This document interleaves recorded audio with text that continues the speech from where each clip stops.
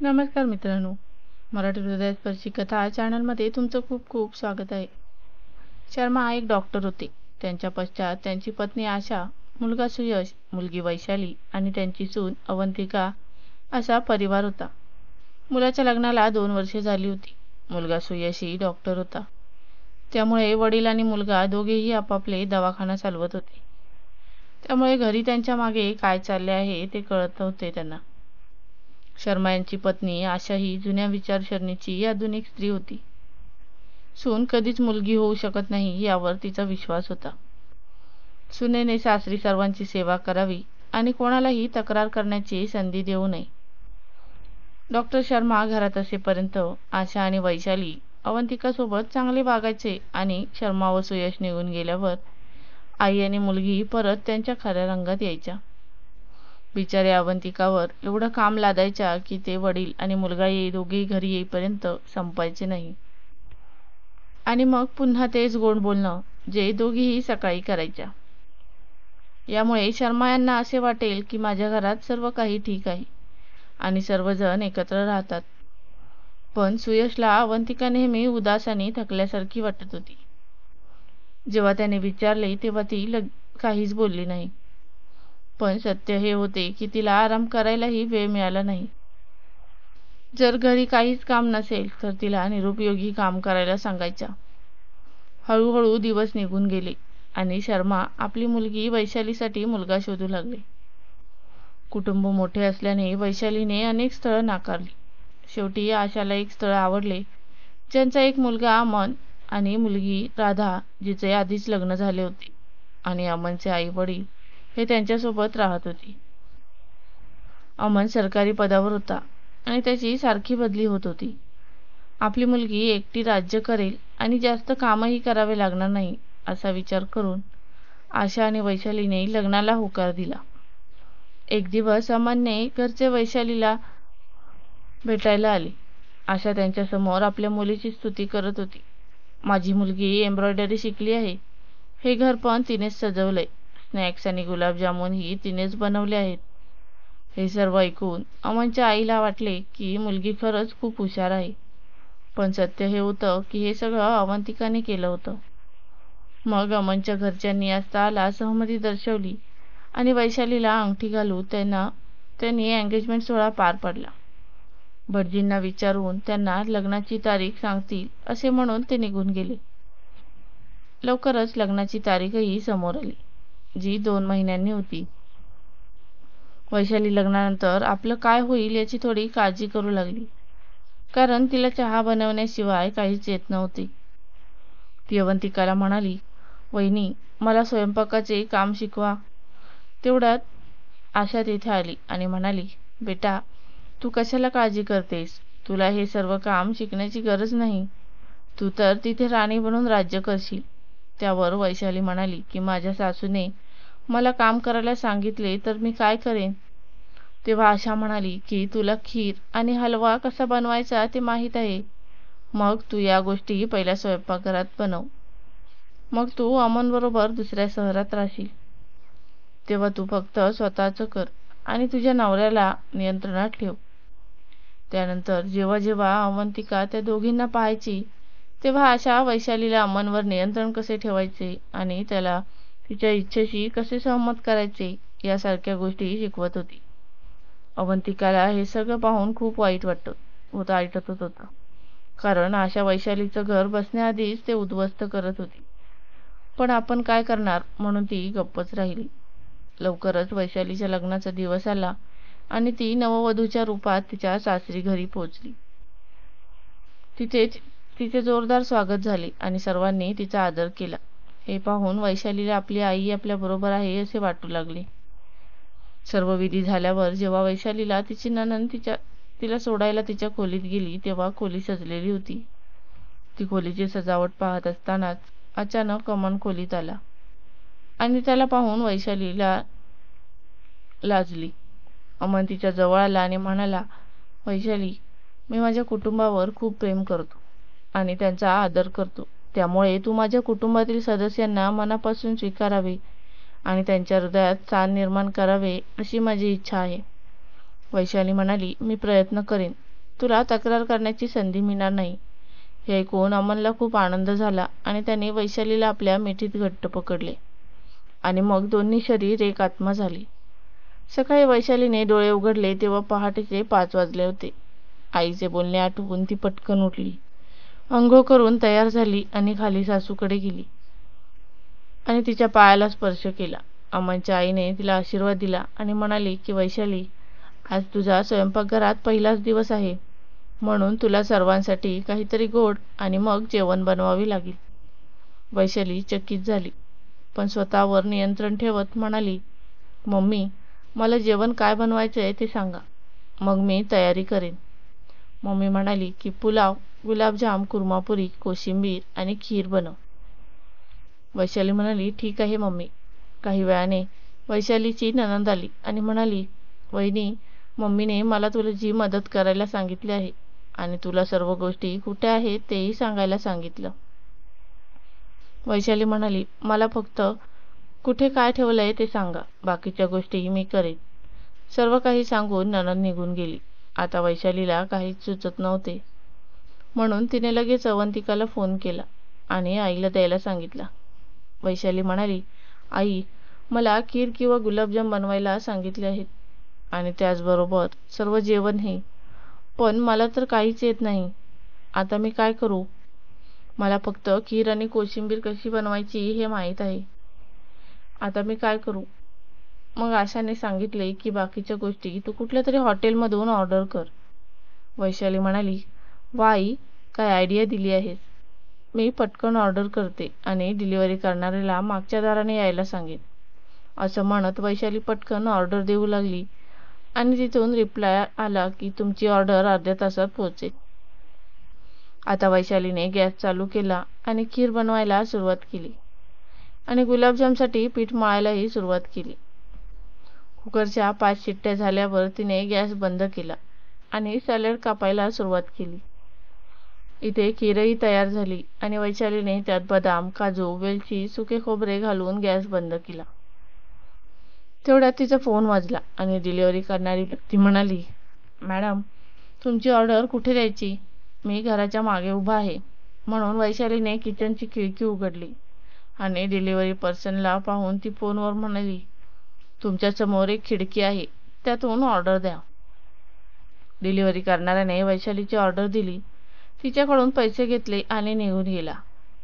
इकडे वैशालीने पटकन पार्सल उघडले आणि सर्व पदार्थ शिजवल्याप्रमाणे मोठ्या भांड्यात टाकले.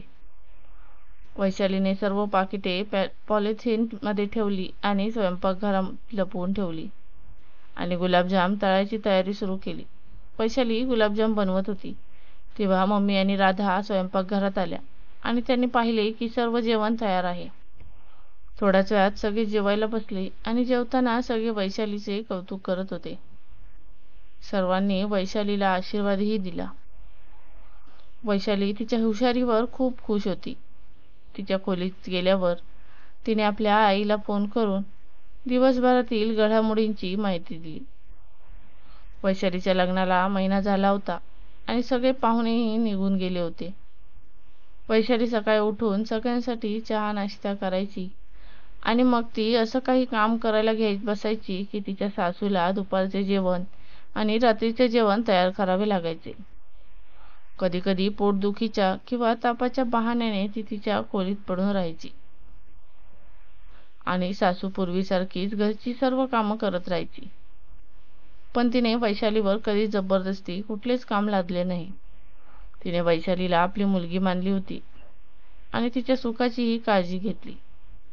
मात्र वैशालीला जेव्हा स्वयंपाक करायला सांगितला जायचा तेव्हा ती जरा नाराज व्हायची आणि उरलेली कामे उरकून तिच्या खोलीत जायची. पण वैशालीच्या सासूची इच्छा होती की वैशालीने तिच्या जवळ बसून तिच्याशी बोलावे, पण ती तिच्या खोलीत पडून आई आशाशी बोलत राहायची. ती सतत फोनवर कोणाशी इतकं बोलते हे तिच्या सासूला समजत नव्हतं.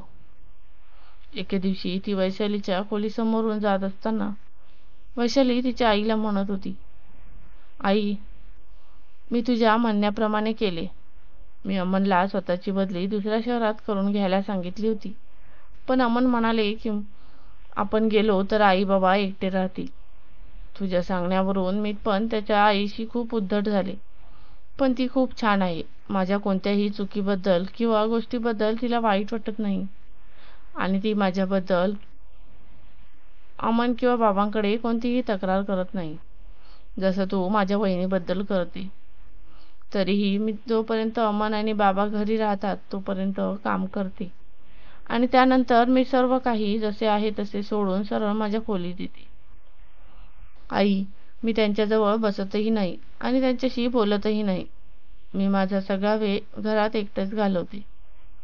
अमन परत येण्याआधी मी थोडा वेळ काम करण्यासाठी खाली जाते आणि थकल्याचे नाटक करते. त्यामुळे अमनला वाटतं की मी घरची सगळी कामं करते.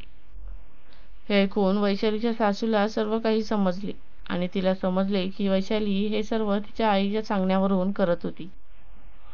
पण ती कोणालाच काहीच बोलली नाही आणि पूर्वीप्रमाणे सर्व काही करत राहिली.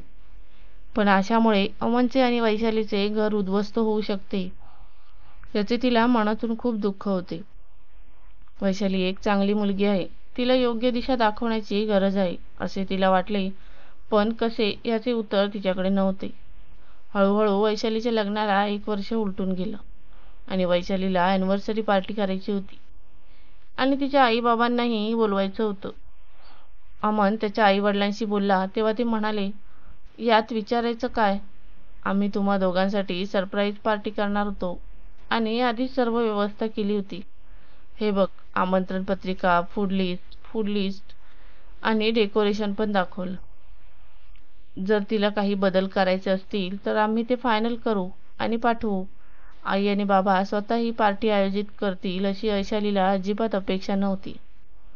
वैशालीला तिला आता माहेरच्या सर्व सदस्यांना भेटता येईल याचा आनंद झाला. तसे वैशाली महिन्यातून एकदा तरी तिच्या माहेरी घरी जायची. तेव्हाही तिच्या सासूने तिला कधीच थांबवलं नाही. अमनची आईही वैशालीच्या कुटुंबियांना भेटण्यासाठी उत्सुक होती. त्यामुळे ही संधी त्यांना हातातून निसटू न देता पार्टीची तयारी केली. पार्टीच्या दिवशी वैशालीने आपल्या माहेरच्या माणसांना सकाळी लवकर यायला सांगितले होते. त्यामुळे आशा आपल्या कुटुंबासह सकाळी 10च्या सुमारास पोहोचली. अमनची आई काहीच बोलली नाही आणि सगळ्यांसाठी चहा नाश्ता बनवायला स्वयंपाकघरात गेली. इकडे आशा आणि वैशाली खोलीत बसून बोलू लागले. अमन, त्याचे वडील, वैशालीचा भाऊ आणि बाबा आपापसात बसून बोलत होते. अवंतिकाने पाहिले की वैशालीची सासू स्वयंपाकघरात एकटीच काम करत होती. म्हणून ती तिच्याकडे गेली आणि म्हणाली, काकी, तुमची हरकत नसेल तर मी नाश्ता करते, तुम्ही बसा. अवंतिकाचे बोलणे ऐकून वैशालीच्या सासूला बरे वाटले आणि ती तिथेच खुर्चीवर बसून अवंतिकाला काम करताना पाहू लागली.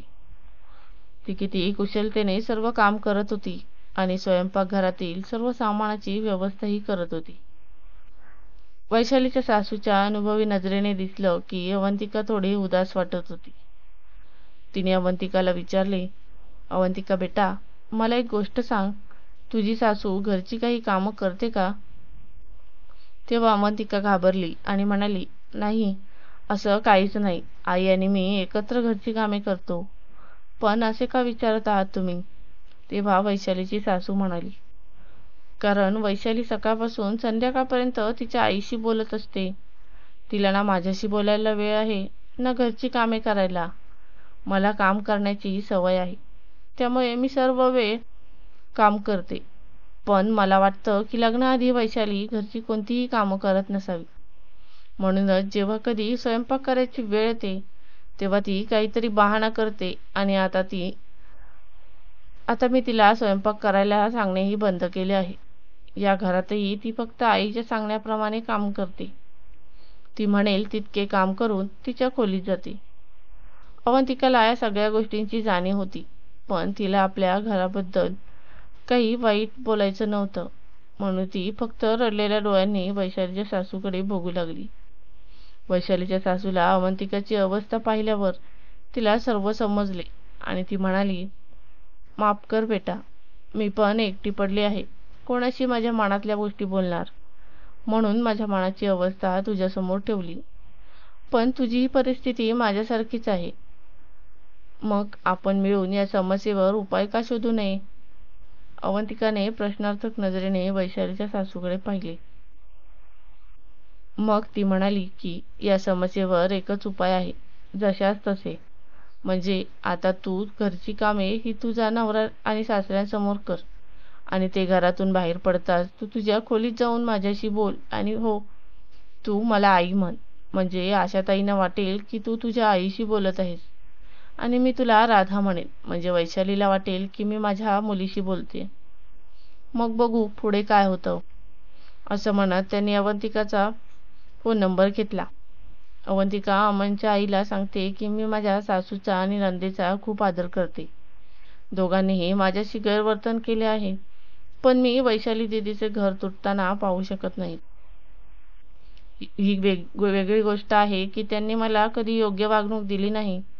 मी तुम्हाला एक गोष्ट सांगते काकी, वैशाली ताईंची इच्छा होती की तिने घरचे काम शिकावे, पण आईने तिला काय सांगितले ते मला माहीत नाही की तिने त्यांच्या सांगण्याप्रमाणे काम करायला सुरुवात केली. मला आई ताईंनी किती फटकारले तरी मी त्यांना सुधारण्यासाठी तुमचे ऐकीन. अमनची आई म्हणाली, ठीक आहे, आता आपण बाहेर जाऊ आणि परवापासूनच आपलं काम सुरू करू. सगळ्यांनी चहा नाश्ता केला आणि मग रात्रीच्या पार्टीला अटेंड करून वैशालीच्या माहेरचे लोक आपल्या घरी गेले. वैशाली खूप आनंदी होती, कारण तिच्या आईने तिला घरापासून वेगळे होण्याच्या अनेक गोष्टी सांगितल्या होत्या. त्यामुळे ती एक दिवसानंतर या गोष्टी अंमलात आणेल म्हणून ती मनातल्या मनात खुश होती. पण एक दिवसानंतर ती सकाळी स्वयंपाकघरात गेल्यावर तिने पाहिले की तिची सासू स्वयंपाकघरात नाही आणि चहाही बनवला नव्हता. म्हणून तिने सर्वप्रथम सर्वांसाठी चहा बनवला आणि सर्वांना दिला. त्यानंतर तिने पटकन नाश्ता बनवायला सुरुवात केली आणि नाश्ताही तयार झाला. तेवढ्यात अमन आला आणि म्हणाला, वैशाली, आईला खूप ताप आहे, प्लीज तिच्यासाठी मूगडाळ खिचडी बनव आणि तिला वेळेवर औषध दे. पप्पा संध्याकाळी लवकर घरी येतील, असे म्हणत अमन वडिलांसोबत निघून गेला. इकडे वैशाली तिच्या सासूच्या खोलीत गेली आणि सासूला खरंच ताप आहे की नाही हे तपासले. तिच्या सासूला खरंच खूप ताप आला होता आणि ती बेडवर पडली होती. मग वैशालीने खोटं हसत सासूच्या तब्येतीबद्दल विचारलं आणि तिला नाश्ता देऊन औषधं दिली आणि मग तिच्या खोलीत येऊन आपल्या आईला फोन केला. वैशालीच्या आईने कोण बोलतंय असं रागाने विचारलं तर वैशाली म्हणाली, आई, तू एवढी का रागावलीस? आज एवढ्या लवकर फोन कसा केला? तिच्या आईने विचारलं. आधी मला सांग, तू का रागावली आहेस?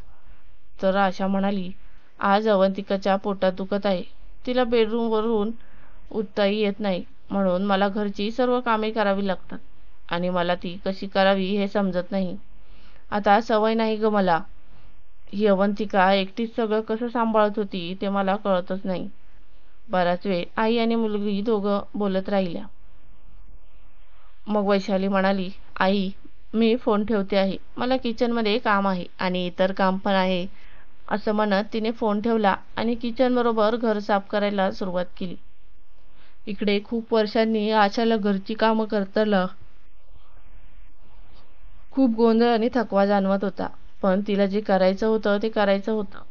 मदतीला कोणीच नव्हते. इकडे वैशालीची अवस्था सुद्धा अशीच होती. ती सकाळी संध्याकाळ थोडा वेळ किचनमध्ये काम करायची आणि बाकी सगळी कामं तिच्या आईच करायची. पण आज कुठून सुरुवात करावी हे तिला समजत नव्हतं. बरं, कसं तरी काम उरकलं आणि थोडी विश्रांती घ्यावी असं वाटलं, पण वेळ बघितली तर दुपारचा 1 वाजला होता. ती लगेच ताटात खिचडी घेऊन सासूच्या खोलीत गेली आणि तिला खिचडी दिली. तिलाही भूक लागली होती, म्हणून ती उरलेली खिचडी खाऊन आराम करायला निघाली.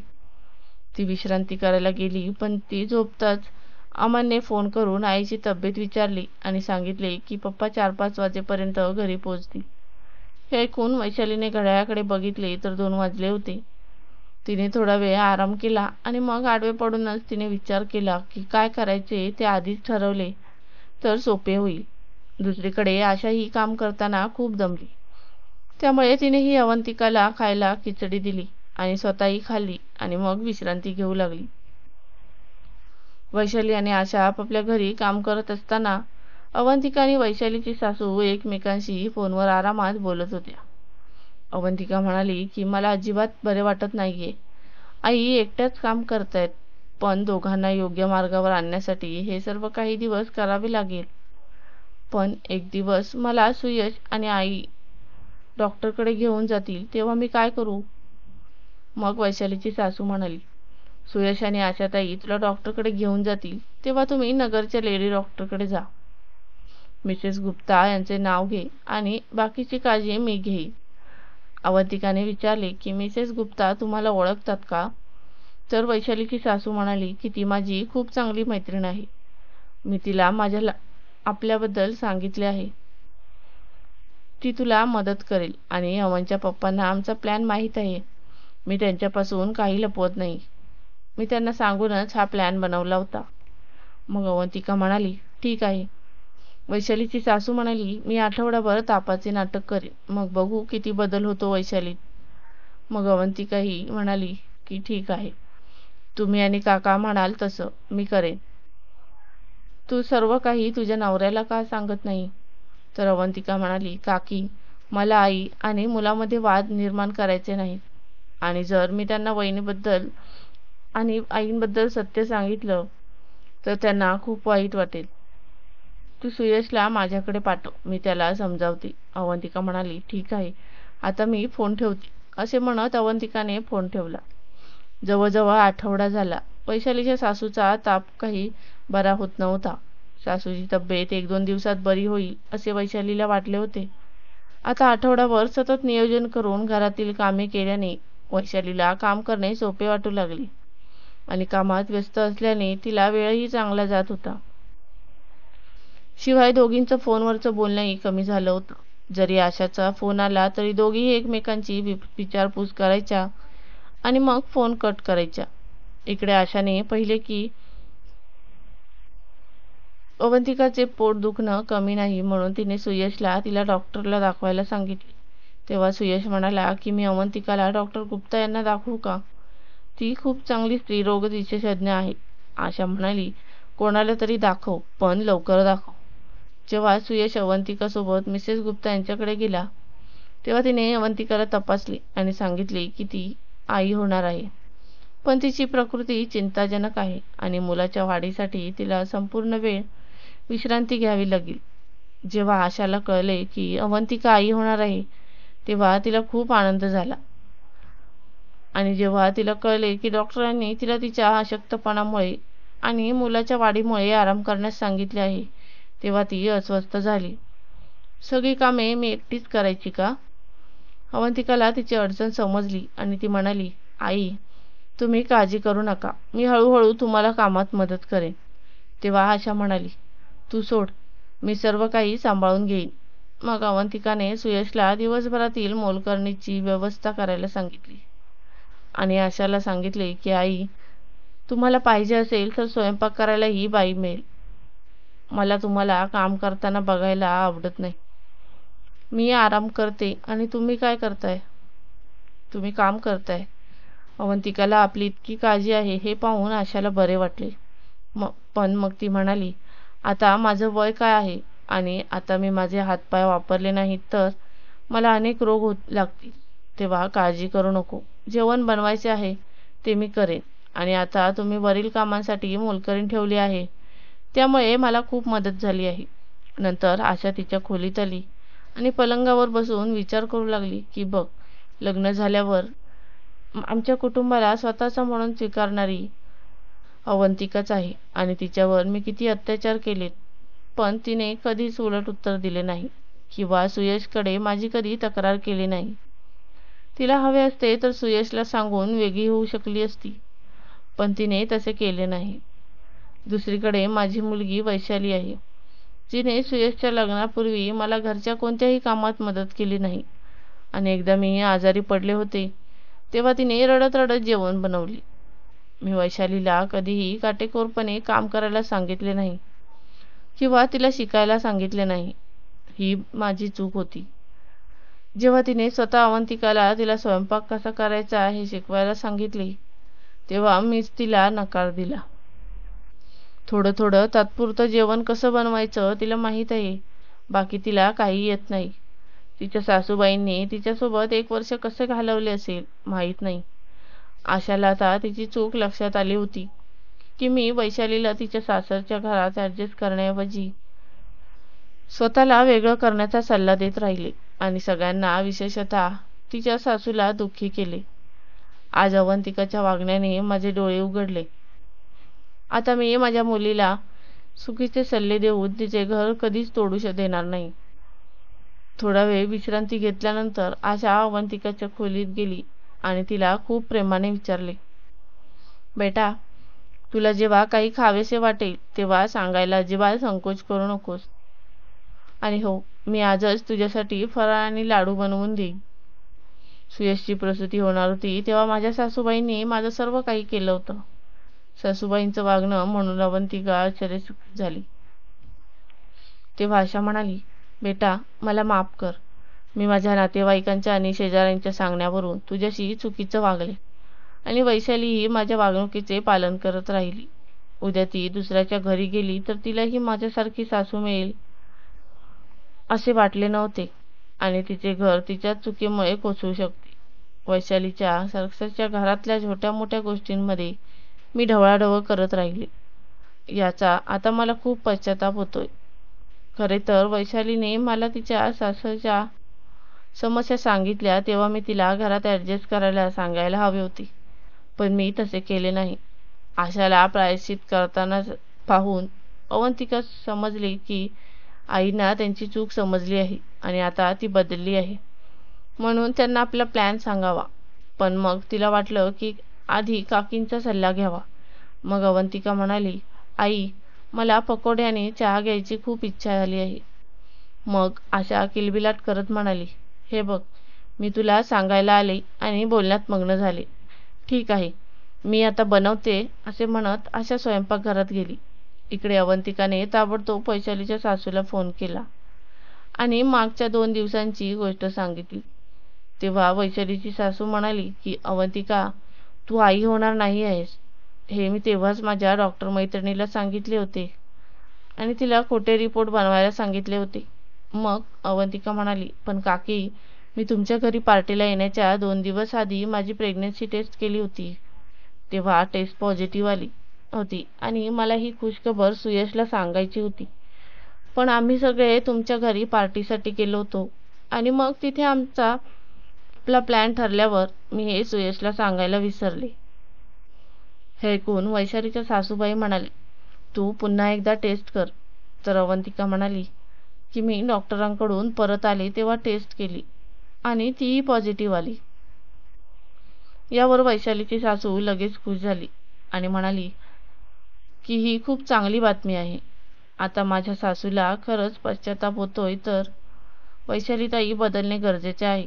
तेव्हा वैशालीच्या सासूबाई म्हणाल्या, अरे, मला वैशालीला योग्य मार्गावर आणायचे आहे हे मी विसरले. बरं, तू स्वतःची काळजी घे आणि पुन्हा एकदा माझ्या डॉक्टर मैत्रिणीकडे जा. मी तिला फोनवर सर्व काही सांगेन. अवंतिका म्हणाली, ठीक आहे, पण तुम्ही माझ्याशी फोनवर नेहमी बोलायला हवं. एवढं बोलून अवंतिकाने फोन ठेवला. ती विचार करू लागली की ज्या दिवशी वैशालीताईंची वागणूक सुधारेल तो दिवस तिच्यासाठी सर्वात मोठा दिवस असेल आणि मी या प्लॅनबद्दल कोणालाही सांगणार नाही. तोपर्यंत आशाने पकोडे आणि चहा आणला. अवंतिका आणि आशा पहिल्यांदा एकत्र चहा प्यायला बसले आणि पकोडे खाल्ले. दुसरीकडे वैशाली घरची कामे करून आठवडा झाला होता आणि या दरम्यान तिने आपल्या आईला फोन केला, पण दोघांनीही एकमेकांची तब्येत विचारून फोन ठेवून दिला. आता वैशालीलाही संपूर्ण वेळ निष्क्रिय बसणे हे आवडत नव्हते.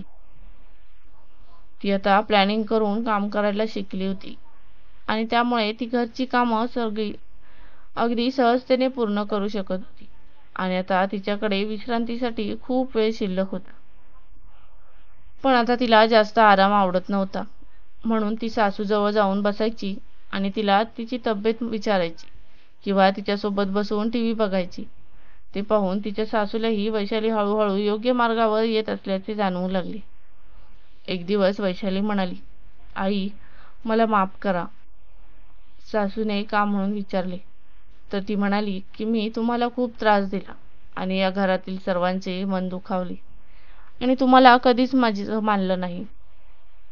आईच्या सल्ल्यानुसार मी नेहमी तुमच्याशी गैरवर्तन करत राहिली, पण सर्व काही माहीत असूनही तुम्ही माझ्याबद्दल कधीच अमन आणि बाबांकडे किंवा माझ्या आई-बाबांकडे तक्रार केली नाही.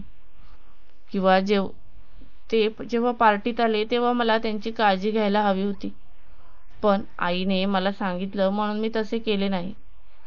सासूबाईंसमोर बसून वैशाली पहिल्यांदाच आपल्या भावना व्यक्त करत होती आणि तिच्या चुकांची माफी मागत होती. अमनच्या आईची ही इच्छा होती की वैशालीने हे घर सांभाळावे आणि आपल्या घरी आनंदाने राहावे, पण त्यांच्यात आई मुलगी आणि मैत्रीचं नातं अजून तयार व्हायचं होतं. त्यामुळे अमनच्या आईने वैशालीला समजावले की हे बघ बेटा, मी तुला पहिल्यापासूनच माझी मुलगी म्हणून स्वीकारले होते आणि माझ्या मुलासाठी तुला पसंत केले होते, आणि आई कधीच आपल्या मुलीवर रागवत नाही आणि तिच्याकडून चूक झाली तर ती सुधारते. पण मला खूप आनंद झाला की आज तुला तुझी चूक कळली आहे. पण वैशाली, तुला या घरात काही अडचण असेल तर आधी मला सांग, आम्ही सर्व घरातले मिळून चर्चा करू. वैशालीने विचारले, आई, तुम्ही मला माफ केले आहे का? तू कोणतीही चूक केली नाही, मग तू माफी का मागतेस? हो, मुलींना लग्नानंतर सासरच्या घरी जुळवून घेण्यात काही अडचणी येतात. मुलगी हुशार असेल तर सासरच्या मंडळींसोबत काम करून तिचे प्रश्न सोडवते, पण जर मुलगी निरागस असेल तर ती तिच्या सासरच्या घरातील सर्व गोष्टी तिच्या आईसोबत शेअर करते. आणि जर तिची आई शहाणी असेल तर ती तिला सल्ला देते की मुली, आता ते घर तुझे आहे आणि तुम्ही मिळून तुमचे प्रश्न सोडवा. आणि जर मुलीच्या आईने चुकीचा सल्ला दिला आणि मुलगी त्या सल्ल्याचे पालन करत राहिली तर तो दिवस खूप दूर नाही मुलीचे घर उद्ध्वस्त व्हायला. त्यामुळे पालकांनी मुलीच्या घरात कधीही विनाकारण ढवळाढवळ करू नये. वैशालीला सगळा प्रकार समजला आणि मग त्या बोलत असतानाच संध्याकाळ झाली आणि वैशाली म्हणाली, आई, तुम्हाला चहासोबत काहीतरी खायला आवडेल का? हो, काय बनवशील? वैशाली म्हणाली, बटाट्याचे पकोडे. असं कर, आता तुझे बाबा आणि अमनही ऑफिसमधून येणार आहेत, म्हणून सगळ्यांसाठी चहा आणि पकोडे बनव. वैशाली स्वयंपाकघरात गेली आणि अमनची आई विचार करू लागली की वैशाली इतकी वाईट नाही, तिला थोडं समजावायला हवं. ती पटकन सगळ्यांच्या बोलण्यात गुंतून जाते, तिला स्वतःचे निर्णय घेता येत नाहीत. त्यामुळे तिची ही कमतरता आहे आणि मला माझ्या आजाराचं नाटकही संपवायचं आहे. दुसऱ्या दिवसापासून वैशालीची सासू आणि वैशाली एकत्र मिळून घरची सर्व कामे करायच्या. मग त्या वैशालीला कधी बाजारात घेऊन जायच्या, कधी चित्रपट बघायला, कधी तिला घरी नवीन पदार्थ कसे बनवायचे आणि इतर अनेक महत्त्वाच्या गोष्टी शिकवायच्या. काही दिवसातच वैशाली पूर्णपणे बदलून गेली होती आणि आता ती एक चांगली, सुसंस्कृत आणि जबाबदार सून बनली होती. आता आशा जेव्हा वैशालीला फोन करते तेव्हा ती कधीही चुकीचा सल्ला देत नाही. उलट तिला तिच्या सासरच्या घरी सर्वांचे मन जिंकून सर्वांना आनंदी ठेवण्यास सांगते. इकडे एके दिवशी अवंतिका आशाला म्हणाली, आई, 15 दिवस झाले मला बेड रेस्ट करून. मी पुन्हा एकदा तुमच्यासोबत डॉक्टरांना भेटण्याचा विचार करत होते, जेणेकरून ते मुलाच्या वाढीबाबत आम्हाला नीट सांगतील. तर आशा म्हणाली, ठीक आहे, तुम्ही डॉक्टरांची अपॉइंटमेंट घ्या, आपण आज दुपारी निघू. दुपारी अवंतिकाला घेऊन आशा डॉक्टरांच्या दवाखान्यात पोचली तेव्हा आशाने डॉक्टरांना नमस्कार करून अवंतिकाला तपासायला सांगितले.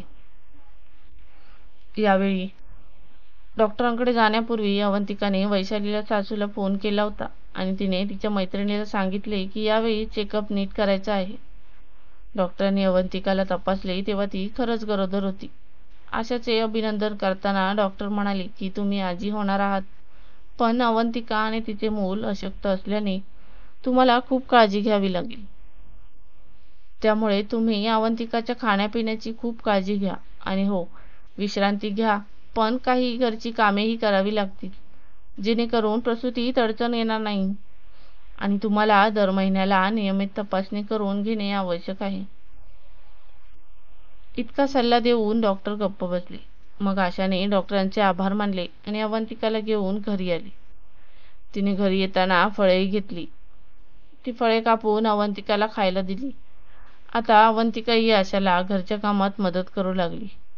घरची कामे करून दोघीही होणाऱ्या मुलासाठी कपडे आणि इतर आवश्यक वस्तू बनवायच्या आणि सुयशच्या जन्माच्या वेळी तिने हे सर्व कसे बनवले याचे जुने किस्सेही अवंतिकाला सांगायची. अशा प्रकारे दोघीही एकमेकांच्या जवळ येत होते. डॉक्टरांकडून परत आल्यावर आशाने वैशालीचेही अभिनंदन केले की ती आत्या होणार आहे. हे ऐकून वैशालीने आनंदाने उडी मारली आणि अवंतिकाशी फोनवर बोलू लागली. फोनवरून वैशालीने विचारले, वहिनी कशी आहेस आणि तुला कसं वाटतंय? तर अवंतिका म्हणाली, तू आल्यावर सांगेन. यावर वैशाली म्हणाली की मी आईला विचारून लवकरच तुला भेटायला येईन.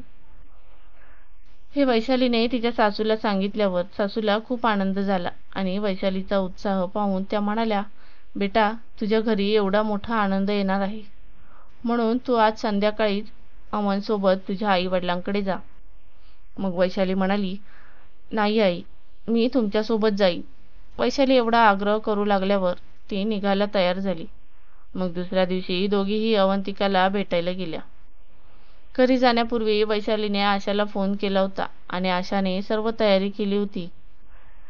वैशाली आणि तिची सासू अवंतिकाच्या घरी पोहोचल्यावर आशाने अमनच्या आईचा खूप आदर केला. दोघीही बसून बोलू लागल्या आणि वैशालीने तिच्या सासूबाईंना विचारून अवंतिकासोबत तिच्या खोलीत बसून बोलू लागली.